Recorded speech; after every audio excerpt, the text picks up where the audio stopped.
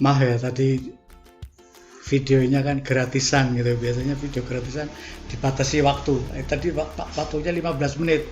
15 menit kalau saya udah ngomong kadang-kadang lupa gitu. Tadi sebetulnya sudah saya lihat timernya tapi ternyata lewat.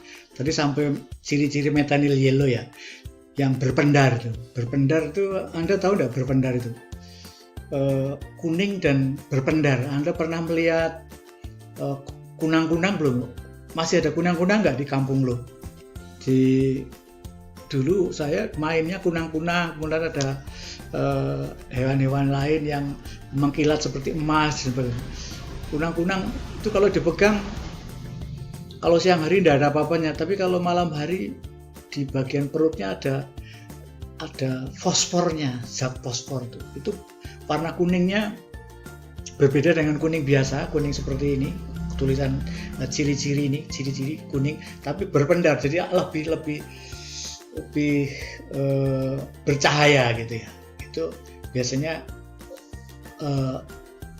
makanan yang kuningnya berpendar itu akan lebih menarik selera. Nah ini biasanya tercampurnya homogen gitu, sehingga pada kerupuk itu nggak kelihatan barangnya atau obatnya itu. Kemudian bahaya konsumsinya bagaimana? Lah kalau pewarna tekstil dimakan itu ya jelas pasti akan merusak ikatan protein dalam pencernaan makanan itu, sehingga penelitian pada hati tikus itu bisa pada konsentrasi yang tinggi, kandungannya yang tinggi, hati tikus itu akan rusak, sehingga fungsi hati dan kanker hati terganggu. Kemudian methyl yellow ini juga muntah-muntah, sakit perut, biasanya menyebar pada kandung kemih. Ini kanker kandung kemih. Jenis risiko penipuan ada 3, risiko langsung, risiko tidak langsung, dan risiko teknis. Risiko langsung itu ya karena penipuan makanan yang langsung terjadi ketika konsumen diberi makanan dengan cara dimasukkan itu ke dalam bahan yang akan diminum. Misalnya kasus Jessica Mirna itu, kopi Jessica Mirna itu memang sengaja dalam kopi itu dimasukkan cyanida. Jadi memang risiko langsung ya mati karena dikasih kontaminan yang beracun itu. Kemudian risiko tidak langsung adalah yang karena konsumennya berada dalam risiko yang paparannya jangka panjang tadi. Anda mungkin sekarang dalam kondisi mengalami risiko tidak langsung ya, terpapar oleh boraks, oleh formalin karena saya tidak tahu Anda makan bakso atau makan bakmi itu sejak kapan, sejak SMP atau sejak SD itu. Hobinya makan bakmi. Itu bisa mengalami risiko tidak langsung karena jangkanya nanti kalau Anda sekarang under 25, under 20 gitu ya, masih 17 mungkin, masih serba kuat, imunitas tubuhnya kuat, termasuk sekarang COVID-19 itu Anda risikonya sebetulnya kecil untuk terpapar gitu, sehingga kadang-kadang untuk diisolasi itu bagi mahasiswa sebetulnya saya kurang sepaham. Anda sebetulnya tidak apa-apa itu kalau menurut saya gitu. Tapi kadang-kadang kalau untuk orang banyak harusnya menjadi dipukul rata. Anda harus mengalami isolasi dulu sebelum masuk ke kampus yang nanti seandainya jadi setelah tanggal 15 akan kuliah tatap muka. Tapi ini bagi saya baca KR, Pemda DIY mengundur atau menambah perpanjangannya menjadi 31 Juli. Itu masa PPDB-nya. Kemudian risiko teknis biasanya penipuan dokumentasi makanan. Kalau misalnya kontennya itu berasal dari negara luar, mungkin Anda membeli kuaci atau membeli kacang di Malaysia atau di Singapura, itu setelah dibuka ternyata dalamnya made in Indonesia atau made in Bantul. Kalau misalnya ada geplak Bantul atau ada bakpia dan itu adalah resiko teknisnya. Kemudian tujuan bahan pengawet itu apa sebetulnya? Kenapa dikasih? SOP-nya ada. Boleh menggunakan bahan pengawet asalkan sesuai dengan prosedur. Tujuannya adalah menghambat mikroba pembusuk supaya tidak ada patogen yang masuk ke dalam makanan, memperpanjang umur simpan pangan, kemudian tidak menurunkan kualitas gizi, warna, cita rasa, jadi bau bahan makannya itu bisa diawetkan, itu boleh asalkan sesuai dengan prosedur. Kemudian bisa kualitasnya bisa terjaga.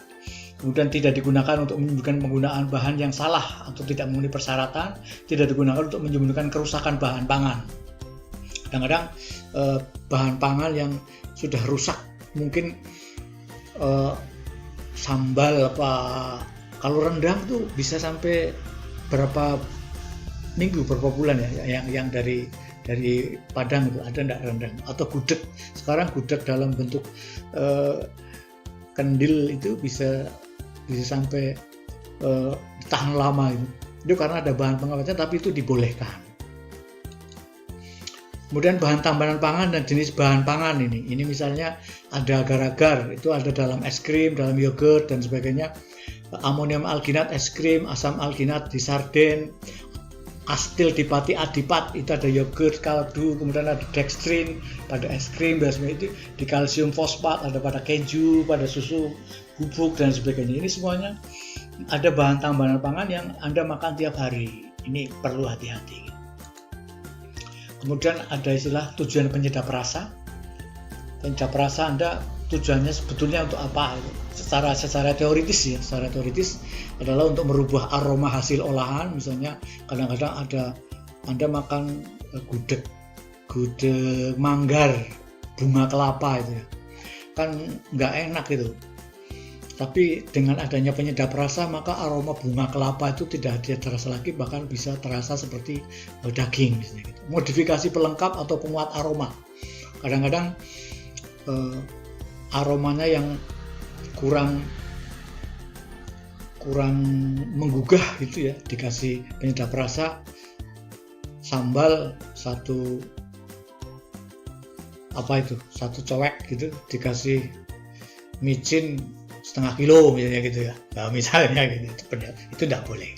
Kemudian menyembunyikan aroma yang tidak disukai. Kadang-kadang Anda pernah makan sashimi itu yang memakai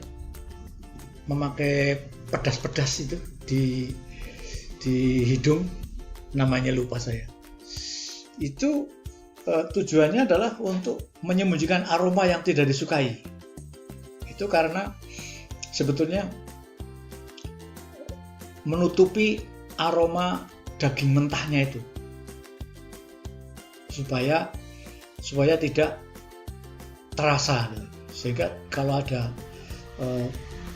pewarna atau ada namanya lupa saya malah, itu menjadi dagingnya langsung masuk ke tenggorokan dari mulut, karena rongga hidungnya ke arah baunya itu perasa sudah hilang karena ada bahan penyedap rasa tadi yang dari Jepang, lupa namanya, itu dari ubi-ubian itu ya. Nanti akan ketemu lagi, insya Allah akan ingat. Kemudian membentuk aroma baru atau netralisir bahan pangan. Biasanya aroma-aroma yang tadinya tidak sedap biasanya langsung hilang karena adanya penyedap rasa itu, sehingga sehingga akan menimbulkan cita rasa yang baru dengan aroma yang baru, tapi semuanya itu kalau bisa jangan berlebihan dan sesuai dengan SOP. Saya kira itu tambahannya untuk keracunan pangan, nanti bisa ditambahkan, silakan didiskusikan kalau misalnya ada yang perlu ditambahkan atau pengalaman dari Anda masing-masing bisa disampaikan di sini. Nanti setelah ini kita absen ya, melalui saya kasih absennya ada di Google Classroom. Nanti Anda habis ini membuka Google Classroom, habis itu ada absen hadir gitu ya. Saya kira itu saja, saya akhiri. Assalamualaikum warahmatullahi wabarakatuh.